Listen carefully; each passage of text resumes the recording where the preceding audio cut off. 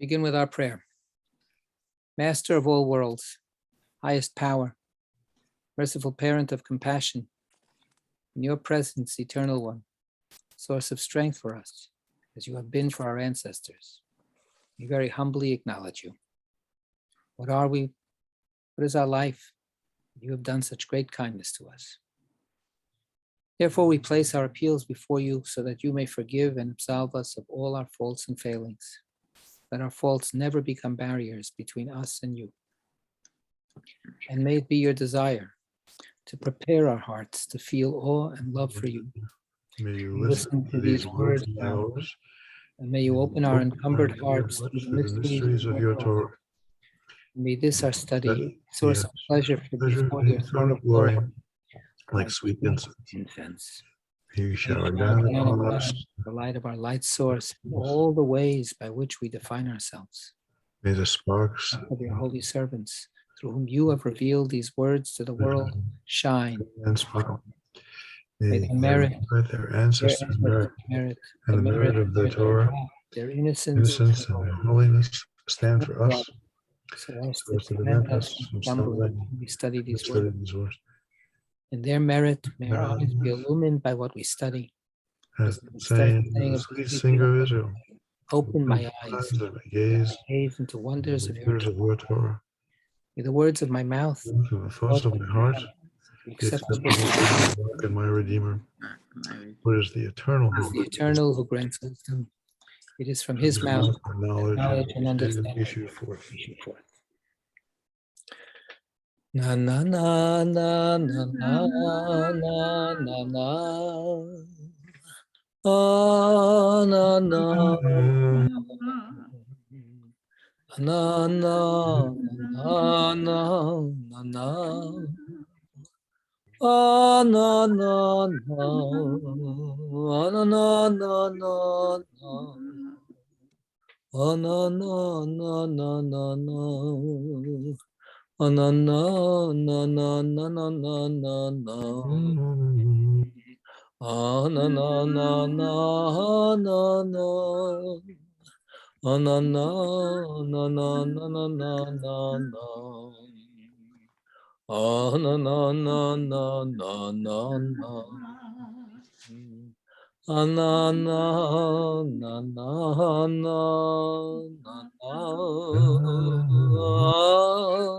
Na na na. Oh, no, no, no, no, no, no, no. Oh, no, no, no.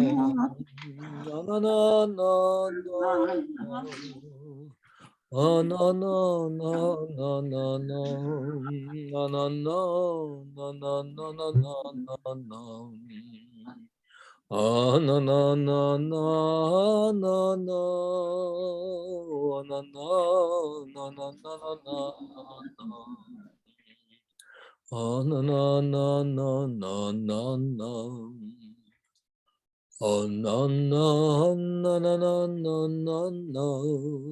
Oh, no, no, no, no, no, no. No, no, no, no, no, no, no, no. Oh, no, no, no, no, no, no, no, no, no. Oh, no, no, no, no, no, no, no, no, no. Oh, no, no, no, no, no. Oh, no, no, no, no, no, no.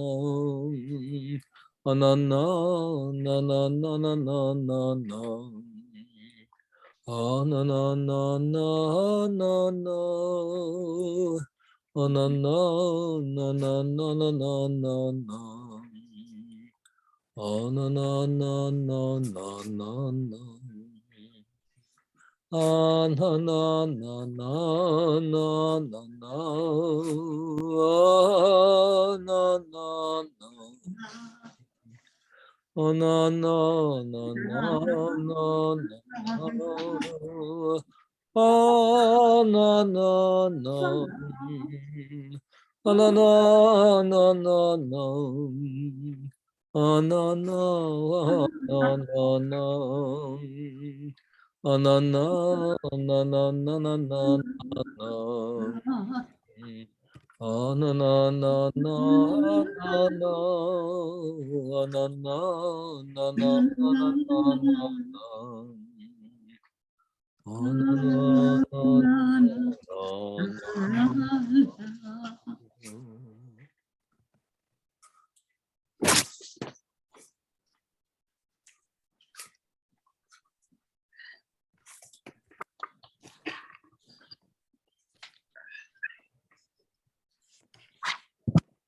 So we are on page 402,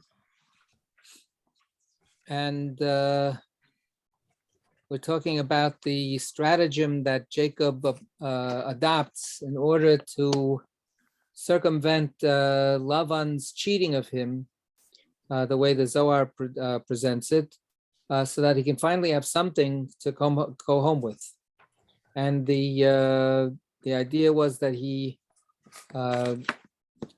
took away the bark off certain branches, and he made the white wood from underneath show forth, and then he showed it to the sheep, and this created offspring that were striped and spotted and speckled, which is what he was entitled to. But the Zohar now has taken that same strange description of what he did, and they turn it into a spiritual exercise. They turn it into something that's not about doing some kind of funny magic to get a lot of sheep, but it's really about trying to engage in the various forces within the divine to be able to engender more abundant gifts of life into the world.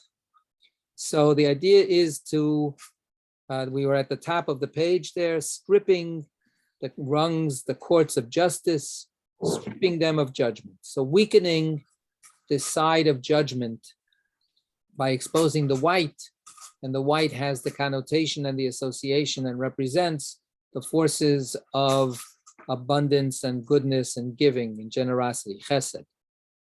Okay, now we're up to alternatively, we sort of started reading, but we'll start here anyway. Alternatively, 161b. So we're a few lines down from the top of 402.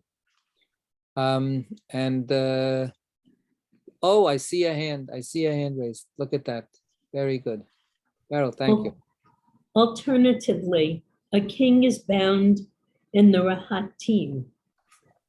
This king is bound in those supernal channels through which blessings flow to all from the Supernal King. Okay, so the word Rahatim is used in the story with Jacob, and it means in the context there, sort of like troughs of water where the animals would go to quench their thirst, and that's where he presented these rods, these sticks. But now we have the word Rahatim also mentioned in the Song of Songs, and so we understand this, the king is bound in the Rahatim, Melech Asur Bar Rahatim. So the word Rahatim, we understand there has been also something about flowing. In the case of the troughs, it's because the water flows in there to give drink to the animals. But in the context of Song of Songs, we understand it as this is a description of how beautiful and handsome the king is. He's got these flowing tresses that he ties up, to make a nice hairdressing. And they read it as that this king, which is the Holy Blessed One, right, is enfolded and embraced by the flowing channels of divine blessing that come from all around him. So the note 666 explains. You got that? I'm looking for it. This king is bound from the Supernal King. Tiferet is bound and contained in the Rachatim, channels of the Binah, the Supernal King. Right. So the idea is that there's a higher king and a lower king, and Binah is here identified as the higher king. Of course, Binah is usually referenced as feminine, the Ima Ila'a, the supernal mother, or the supernal queen.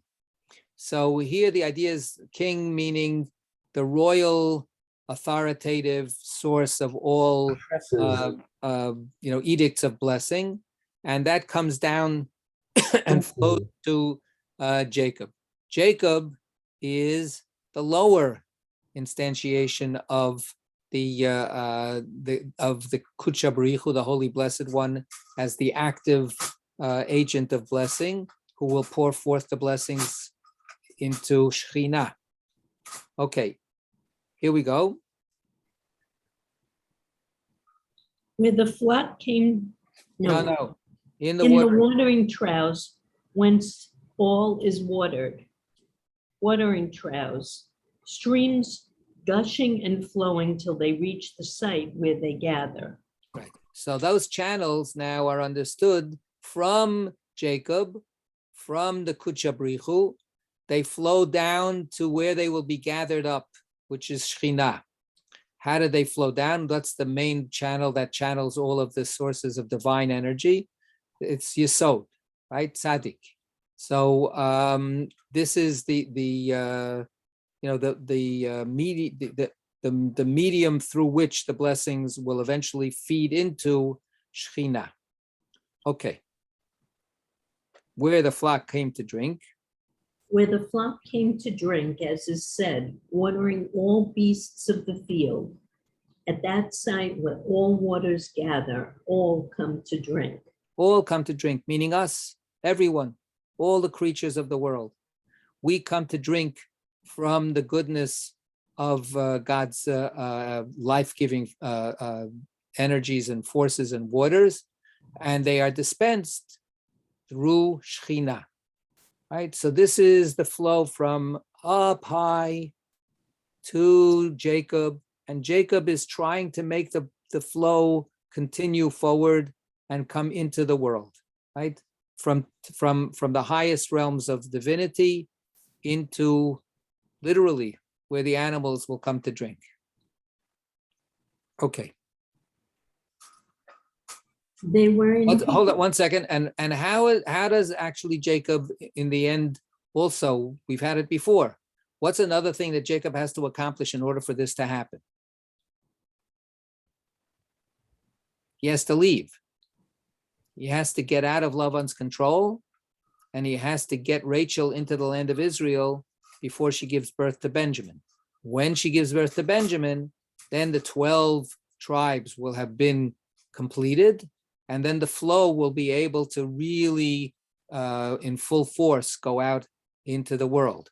So we talked about, of course, the tragic elements of that, but this is in a kind of a more, rarefied vision. And before we had the practicality that this is Jacob's urgent task, right? He knows that what he's doing now is the whole world depends on this, right? If he can pull this off, then it will make a tremendous difference in the world. If he cannot extricate himself from Lavan in time, then everything that he's doing will be compromised. Okay. They were in heat. What does this mean, they were in heat? Come and see. When the north wind blows, waters congeal, no longer flowing out, no one watered. Since judgment impends and the cold of the north freezes water.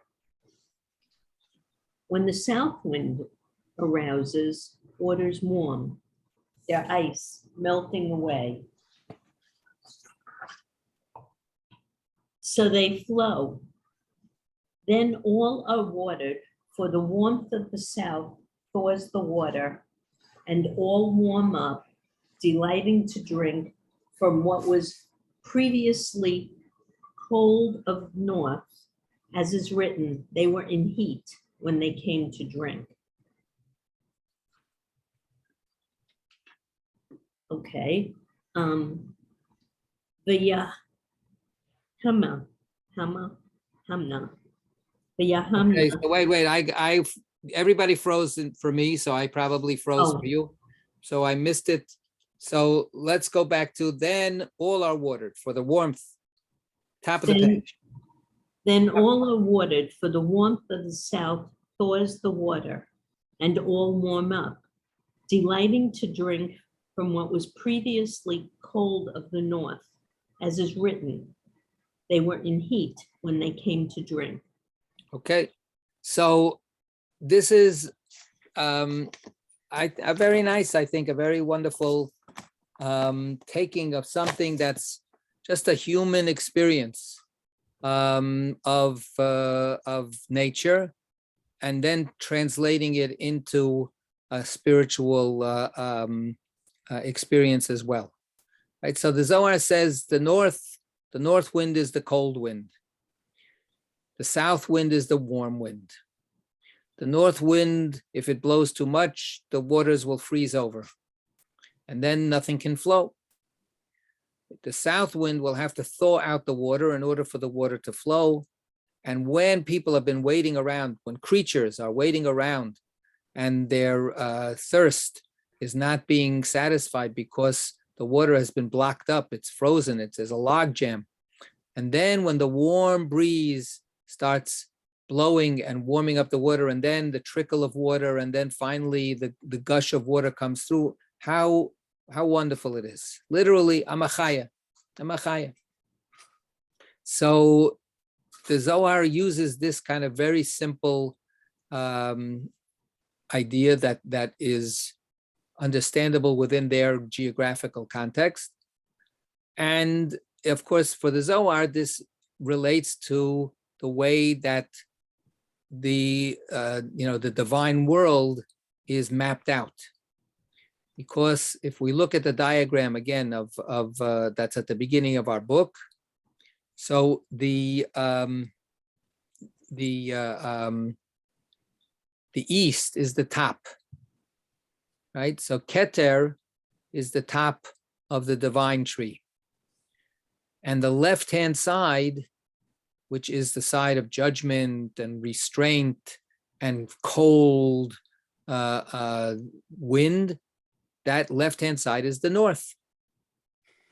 And the side of chesed is south, right? And Shekhinah is in the west, right? So this is the four directions map out according to the way the Zohar pictures the Sfirot, so that this there's a correspondence between north, cold, din, gvura, judgment, and so on, and south is all good things. And of course, the Zohar feels very reinforced in this, because in the history of the Jewish people in biblical times, we have the idea that Israel was located where it was located, and it's the prophets were always concerned about the invading armies of the Assyrians and the Babylonians coming from the north. And the prophetic line was, Mitzafon tipatach hara'ah. Evil will open up from the north. So this was, again, a reinforcement of the notion that the north is bad and cold and withholding, and the south is warm and delightful, and so on. Which, of course, in the northern hemisphere, there's a certain amount of truth to that kind of geographic and meteorological experience, right? Okay. Rabbi, say again the north, the directions again. So if do you have the page? Do you have the page in front of you? I have it in front of me now. The top of the page is east. Okay. And that means that north is to the left. Right. right? So, if you turn the book sideways and you like what we always usually do of putting north atop, so then north is the left-hand side, din, hura, right? And the east is keter, right? And the south is chesed, Mhm. and Shechina is in the west, Okay, thank you. right? Okay. So the idea of enjoying divine blessings is given a very physical model here, right?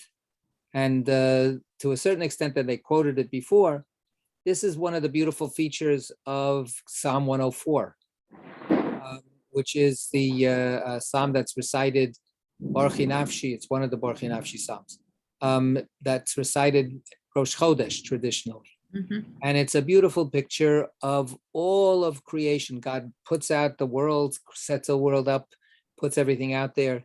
And then there's this wonderful panoramic view of all the creatures going about their business, and everything is going and finding levakesh mekel ochlam, to ask God for something to eat. Of course, what it means is that the lion is going to come and tear apart some other animal, but it's considered glorious. It's considered wonderful. And va'adam lavotato basadeh, the human being in the daytime goes out and works in the field without any problems. At night, the animals go around and do what wild animals do. And it's the celebration of this, peaceable kingdom, so to speak, right? This beautiful synergistic image of everything fitting just beautifully in the world. And but literally as a beautiful gift from God. Okay. Vayechamna. Vayehamna, they were in heat, but look at what is written. Vayehamu, they were in heat. However, they were all female. Right. So as the note explains, Vayechemu is masculine. Vayechamna is feminine. It means they were in heat. In English, there's no difference in the translation, but in Hebrew, the they is gendered. So what's what? Why does it say both feminine and masculine if all of the sheep were feminine, right? So look at 675. However, they are all female. Since all forces beneath Shekhinah receive from her, they are depicted as feminine. Okay, so why are they depicted as feminine? Just because they're receiving from Shekhinah? This goes back to the gender theory of the Zohar. What makes something feminine or masculine? Not their genitalia.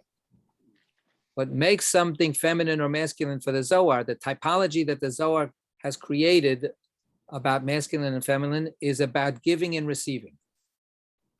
So anybody, whatever their socially understood gender might be, anybody can be masculine and anybody can be feminine. Depends whether you're giving or receiving. And even both. And so we are both, because we're always engaged in either giving or receiving, or both, right? All of us have that dual capacity, and therefore all of us have that dual identity. But on a fundamental level, since we are all receiving from God, we are all receiving from Shekhinah. So we are all vis-a-vis Shekhinah, we are all feminine. Right? So all of the sages, all of the Zohar's, big, male rabbis, they're all feminized to the extent that they are all receiving the God's good graces and God's blessings. Once you're a receiver, then that's what's called feminine. Right? Okay. So Jacob intended to perform an action in wisdom, as is written, Jacob took rods of fresh poplar.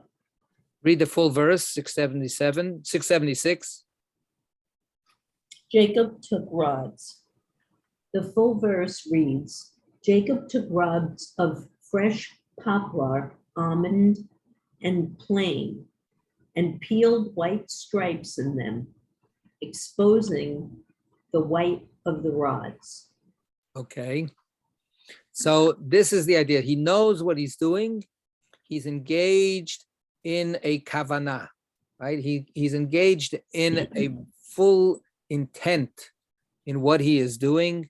That's the wisdom, right? He's applying his desire and his understanding together to achieve what he needs to achieve. Okay. He opened saying, Who is he? I think it's Rabbi Elazar, right? So we just had this long exposition by Rabbi Elazar, and now we have like a renewed opening, right? He opened and said, right? Pasach v'yomar. So there's a kind of a shifting, right? He's going to take a deep breath, and now he's going to go again. And he's going to go off a little bit into a slightly different theme, but connected. Okay, go.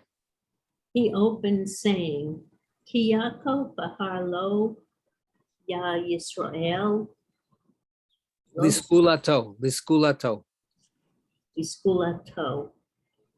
For Jacob chose for himself Yah, Israel as his own treasure.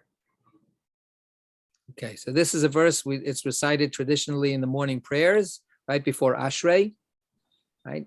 So the question is, how do you translate this verse? Ki Yaakov bachar lo, ka Yisrael iskulato. The first half of the verse is Ki Yaakov bachar lo ka. And in Hebrew, as the note explains, it's ambiguous which is the subject and which is the object. Because in Hebrew, the subject, well, in English, awkwardly, it can happen as well.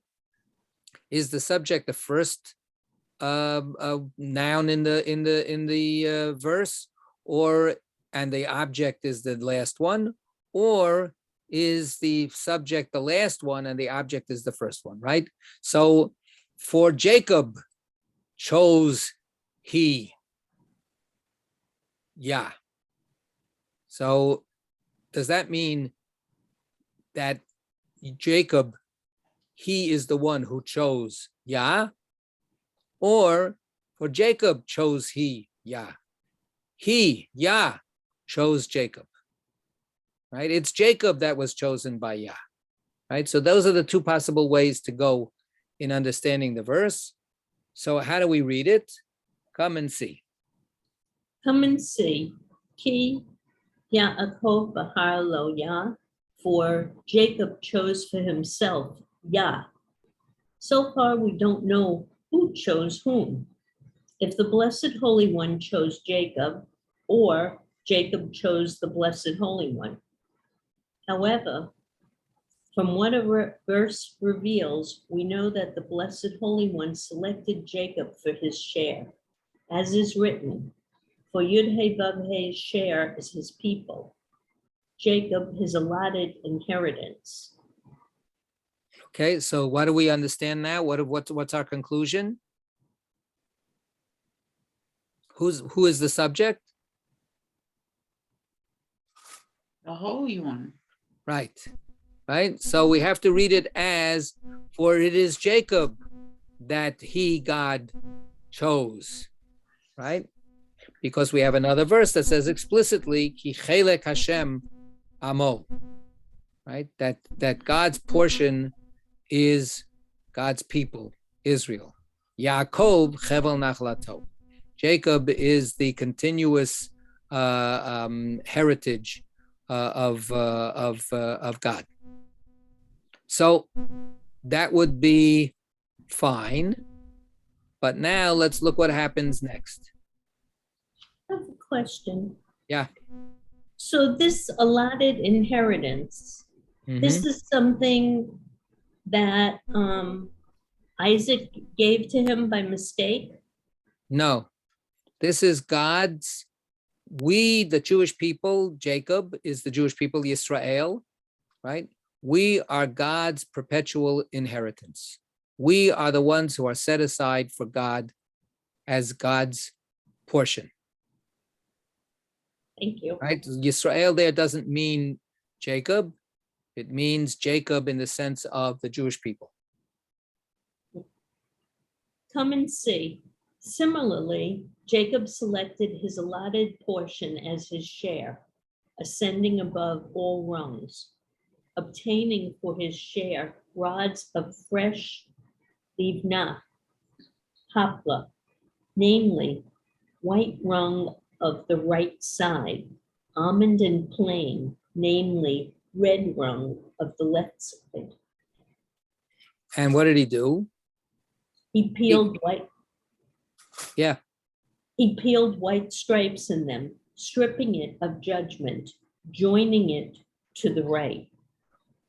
He entered between them and took them as one. So all became one in two colors. Nevertheless, exposing the white so that the white would be revealed over red. Why all this? To draw blessings to the allotted rung from the bubbling spring of all, to balance this rung, three as one. Okay. So this is to explain how wise Jacob's action was. But let's go back just a step here. He opens with a verse, in a verse that's ambiguous, right? Is God choosing Jacob or is Jacob choosing God? And then he seems to prove from another verse that it means that God is choosing Jacob, right? And then we say, come and see. Similarly, Jacob selected his allotted portion as his share. Just as God took Jacob as his allotted share, similarly, Jacob took God as his allotted share. So it ends up that both readings are correct. It ends up that the verse reads backwards and forwards correctly. And we see this happening in this wise act that Jacob did. What was Jacob supposed to be? What was his allotted share? So it's not just simply that God is Jacob's allotted share. Jacob chooses God. For the Zohar, Jacob chooses a very special way of being with God. What's Jacob's position in the divine array of forces? Jacob is, as it says here, so all became one in two colors, and then three as one, right? That paragraph that we just read. And we have the white and the red. White signifies chesed, love, pure goodness, generosity. The red signifies scary, judgmental, forces. So he took the red sticks and he carved out the bark so that white would shine through, and that visually the white would jump out and be more obvious to us. So he acted with wisdom. He actually uncovered the white and let the white then emerge forward to take over visually from the red. Similarly, Jacob is caught between Abraham and Yitzchak. Abraham is the white. Abraham is the giver, the lover. Yitzchak is the terrified one. Yitzchak is the withholder. Jacob is the perfect synthesis between the two of them. But when we have a perfect synthesis between the two, so that the three should be as one, we could imagine that synthesis being of equal parts of both. That it's 50-50. 50% Abraham, 50% Isaac equals 100% Jacob. But Jacob acts, he chooses to make something different happen. What is his choice? What does he actually make happen in terms of the white and the red, the right and the left? He, as this mediator, right? He's in the middle. Is he neutral? Is he completely just half and half? This act of peeling off the red and exposing the white shows that he is choosing the white over the red. He's privileging the white over the red. He's letting the white take over so that the red is still there. And the red has a kind of a complementary function. It highlights how much more brilliant the white becomes, but the white nevertheless is primary. Love has to overcome judgment. Judgment has to be there. It can't be just, he made stripes of white. He didn't completely take off all of the bark. He didn't eliminate the red. He sustained the red, but in conjunction, in dialogue with the white, where the white becomes the stronger element. White becomes the determining element, because white is the chosen element, right? He had to choose that. So there is, if God looks around the world and then says, you know what, the best choice for me is to connect up with the people of Israel. Jacob says, I have to make a choice too. The best choice for me is to combine these two qualities of God in a way that makes the forces of love win out. And this is the Zohar over and over again emphasizes that this is what all of us need to do. We need to make sure that we respect and support the left side, but we need to bring the right side over and above it to be the controlling factor. For the Zohar, that's one of the key symbolisms of the Akedah, right? It's a very paradoxical understanding. We're always freaked out by the Akedah. It's very, very disturbing.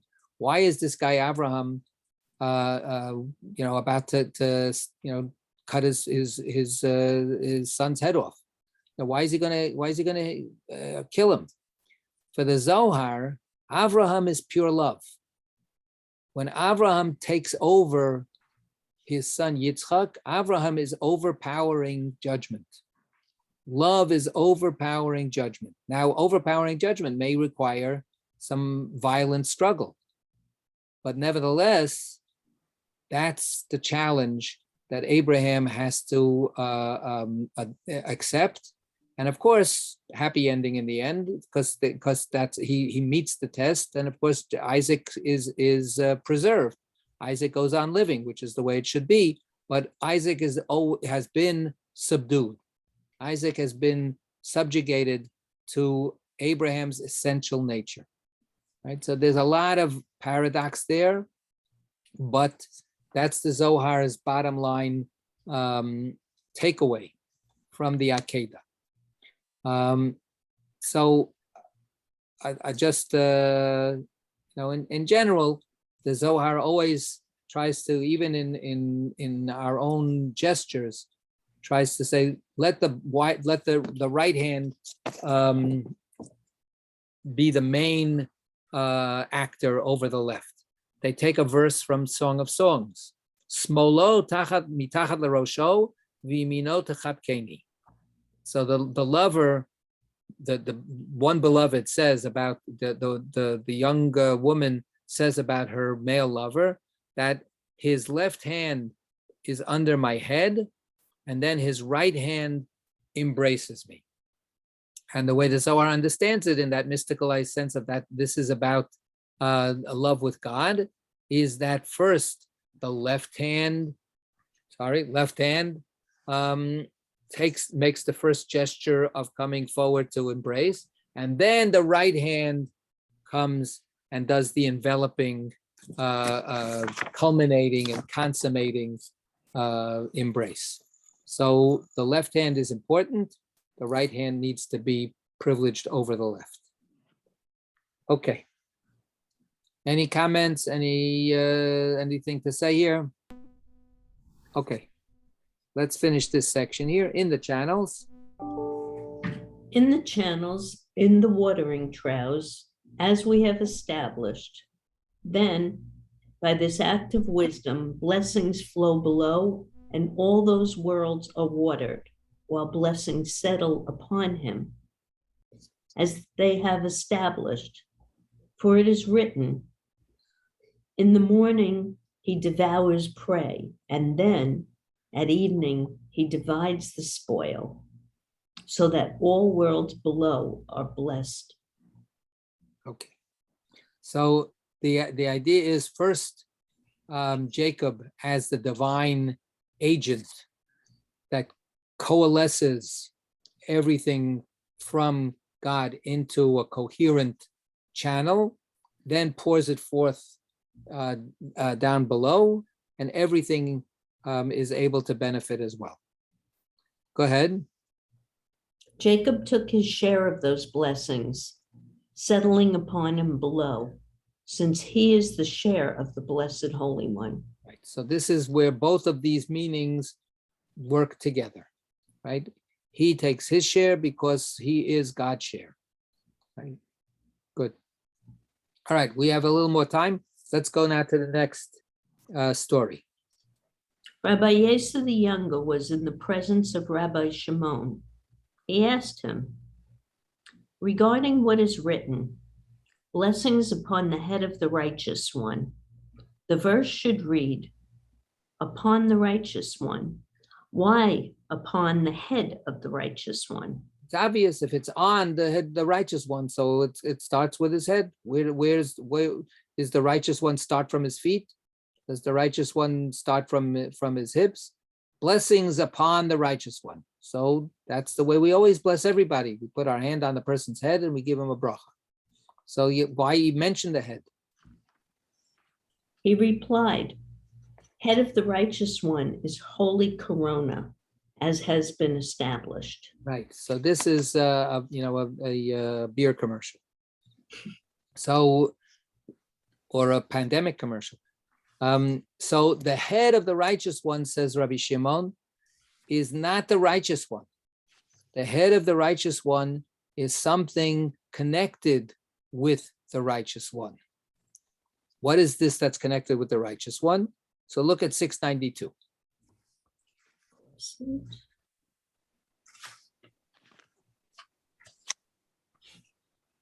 Head of the righteous one is holy corona.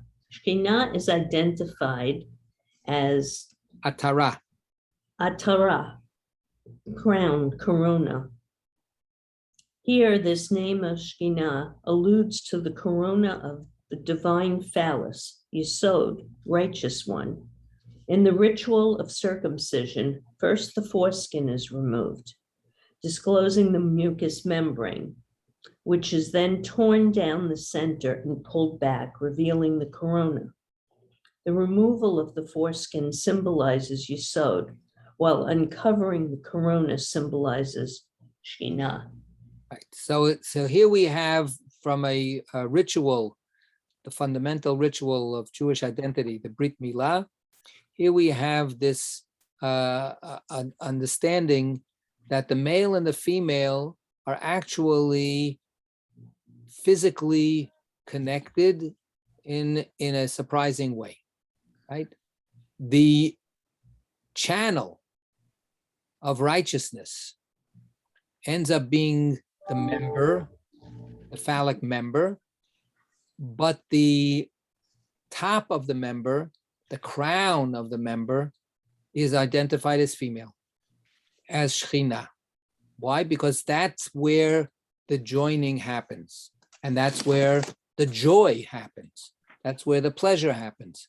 So the idea of them being connected is identified in the end as being one organ, right? When they join, as it says in the beginning of Genesis, therefore a person will leave their parents' home and cleave, cling, glue themselves, the davak b'ishto, with their spouse, right? And they shall become one flesh.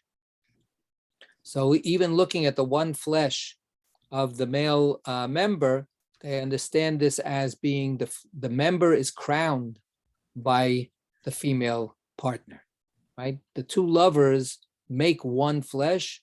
The two lovers make one organism and one organ. So therefore, when it says blessings upon the head of the righteous one, it's not enough to say blessings on the righteous one. Because if we just say the righteous one is that agent of pouring out blessings, but that agent is seeking its beloved. That righteous one is seeking to be crowned, to be finally completed by their other half. So the blessings go on the head of the righteous one, not just on the righteous one. The blessings are situated in the atara, right? In that crown. Okay. We continue further. Further, blessings upon the head of the righteous one. Head of the righteous one is, No, you skipped a paragraph. so it's the other further. Further, head of the righteous one. You went further than I wanted you to. I wanted you to. Further, head of the righteous one is Jacob, who receives blessings and channels them to righteous one, from where they are flung in every direction. So all worlds are blessed. Okay, so here now Rabbi Shimon is saying there's a different kind of way of reading the word head. The word head could be a culmination, a consummation idea. The matters have come to their head, right? So that's the idea then of Shekhinah is the completion of the righteous one, Yesod.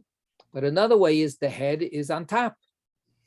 Well, what's on top of Yesod? On top of Yesod is Jacob, the source that pours the blessing, that pours the energy, that pours the erotic vitality into the member. That comes from even higher up.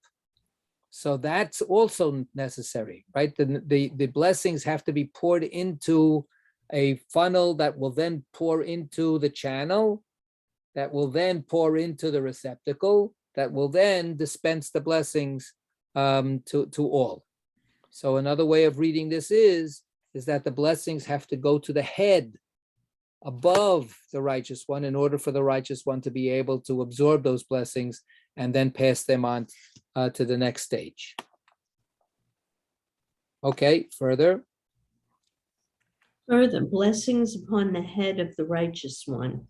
Head of the righteous one is the name given to the site of head of covenant from which bubbling springs gush.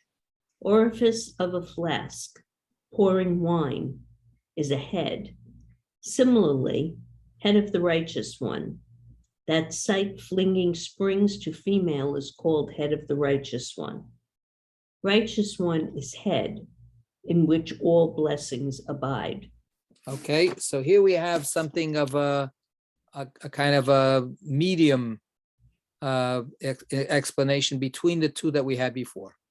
The first explanation is the head signifies Shekhinah. The second explanation is the head signifies the higher source which feeds into Yesod, into the phallic member. Now we're saying that the head is the phallic member as it is engorged with blessings, right? To come to its own head, the phallic member itself has the head of being, completely filled with blessings. So in that sense, what we have here is orifice of a flask pouring wine is a head. So a little paradoxical. Take a look at 695. Orifice of a flask. Nukba de kista. Thank you. Hole also means female, which appears in the next line. Flask renders kista, which derives from the Greek Estes. extus, a measure about the size of a pint. The aruch, the aruch understands it as a flask or jug. Okay, so now what we have is a mixing of the gender symbols together in another way, where the orifice called the nukba is in Hebrew, the word for female is nekeva. Nekeva means an orifice. When we say the blessing for going to the bathroom, we say, Asher nekavim. We have so many different orifices. It's a hole, right? So, and then because the woman has her orifice, which is used for insemination, that's where the phallic member enters. So she is identified as the one with the hole, right? Like the female plug and the male plug, right? So the idea then is that the penis itself has a hole, right? The penis itself has the hole from which the semen is ejaculated. So there's a feminization in the member itself, but it of course is the ultimate necessity of the male. So here the orifice, which is theoretically supposed to be female, is then taken over as the ultimate tool of the tool, right? So we've got this back and forth. How many different ways can you combine these gender binaries? You keep mixing them. Okay, does anybody want to relate to any of that?